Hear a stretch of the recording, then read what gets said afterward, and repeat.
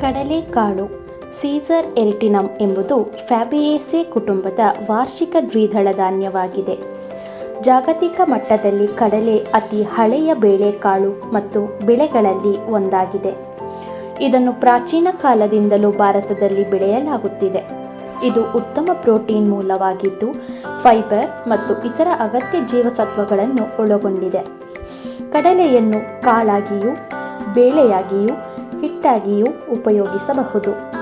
ಇದರ ತಾಜಾ ಹಸಿರು ಎಲೆಗಳನ್ನು ತರಕಾರಿಯಾಗಿಯೂ ಬಳಸಲಾಗುತ್ತದೆ ಮತ್ತು ಕಡಲೆಯ ಒಣಹುಲ್ಲು ಮತ್ತು ಹೊಟ್ಟು ದನಕರುಗಳಿಗೆ ಉತ್ತಮ ಮೇವಾಗಿದೆ. ಬನ್ನಿ ಸ್ನೇಹಿತರೆ, ಕಡಲೆಕಾಳನ್ನು ಬೆಳೆಯುವ ವಿಧಾನದ ಬಗ್ಗೆ ತಿಳಿದುಕೊಳ್ಳೋಣ.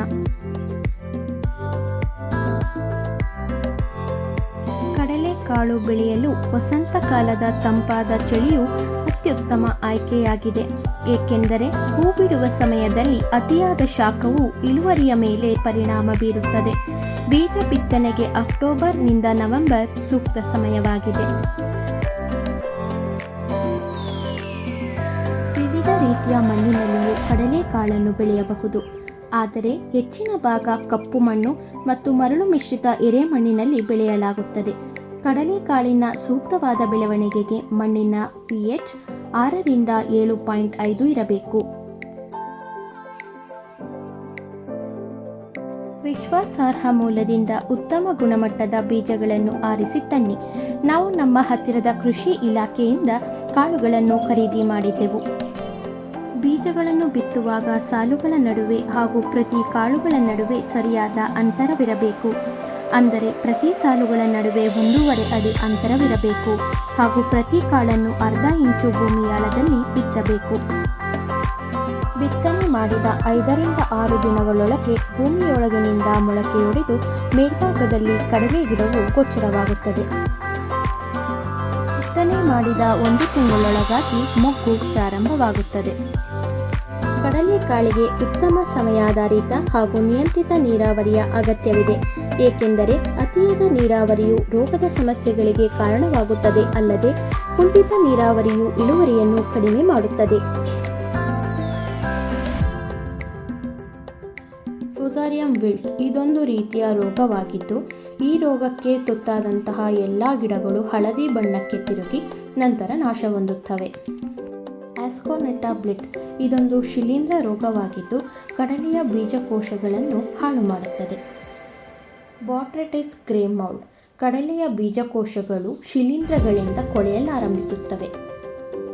ಈ ಗಿಡಕ್ಕೆ ಕಾಯಿ ಕೊರೆಯುವ ಹುಳು ಹೆಚ್ಚಾಗಿ ಕಂಡುಬರುತ್ತದೆ. ಎಕೋಲಿಕ್ಸ್ ಎಂಬ ಕೀಟನಾಶಕ ಸಿಂಪಡಣೆಯಿಂದ ಮೇಲಿನ ಎಲ್ಲ ಕಾಯಿಲೆಗಳನ್ನು ತಡೆಯಬಹುದಾಗಿದೆ.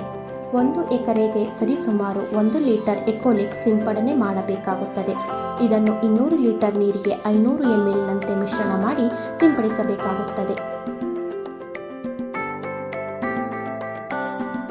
ಬಿತ್ತನೆಯ ನಂತರ 90ರಿಂದ 120 ದಿನಗಳ ನಂತರ ಕಡಲೆಕಾಳು ಬೆಳೆಯು ಕೊಯ್ಲಿಗೆ ಸಿದ್ಧವಾಗಿರುತ್ತದೆ.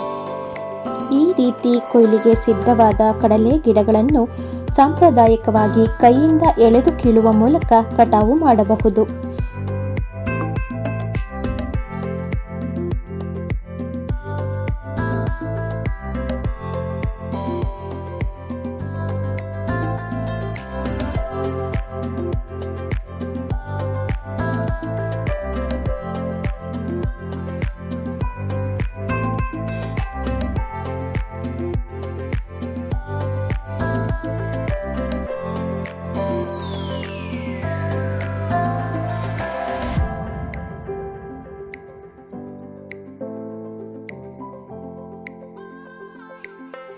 ಕಟಾವಿನ ನಂತರ ಕಣದಲ್ಲಿ ಕಡಲೆ ಗಿಡಗಳನ್ನು ಚೆನ್ನಾಗಿ ಬಿಸಿಲಿನಲ್ಲಿ ಒಣಗಿಸಬೇಕು.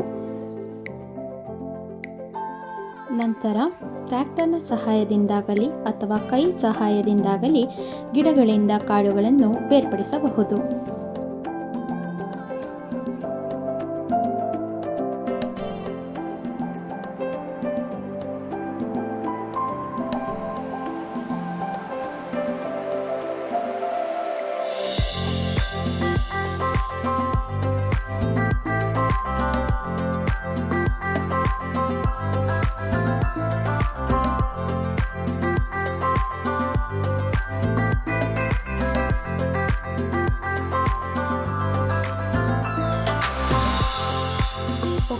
ಮಾಡಿದ ನಂತರ ಕಾಳುಗಳನ್ನು ಹೊಟ್ಟಿನಿಂದ ಸಾಂಪ್ರದಾಯಿಕವಾಗಿ ಗಾಳಿಯಲ್ಲಿ ತೂರುವುದರ ಮೂಲಕ ಬೇರ್ಪಡಿಸಲಾಗುತ್ತದೆ. ಬೀಜಗಳನ್ನು ಬೇರ್ಪಡಿಸಿದ ನಂತರ ಅವುಗಳನ್ನು ಚೆನ್ನಾಗಿ ಸ್ವಚ್ಛಗೊಳಿಸಿ ಬಿಸಿಲಿನಲ್ಲಿ ಒಣಗಿಸಬೇಕು. ಇದರಿಂದ ಕಾಳುಗಳಲ್ಲಿನ ತೇವಾಂಶ ಇಲ್ಲದಾಗಿ ಶಿಲೀಂಧ್ರ ಬೆಳವಣಿಗೆಯಿಂದ ಕಾಳುಗಳು ಹಾಳಾಗುವುದನ್ನು ತಪ್ಪಿಸಬಹುದು. ಇದಿಷ್ಟು ಕಡಲೆಕಾಳಿನ ಒಕ್ಕಣೆ ಮತ್ತು ಬಿತ್ತನೆಗೆ ಸಂಬಂಧಿಸಿದ ಮಾಹಿತಿಯಾಗಿದೆ. ನಾವು ನೀಡಿದ ಮಾಹಿತಿ ನಿಮಗೆ ಉಪಯುಕ್ತವಾಗಿದ್ದಲ್ಲಿ ಮತ್ತು ಇಷ್ಟವಾಗಿದ್ದಲ್ಲಿ ಲೈಕ್ ಮಾಡಿ, ಶೇರ್ ಮಾಡಿ, ಸಬ್ಸ್ಕ್ರೈಬ್ ಮಾಡಿ. Thank you.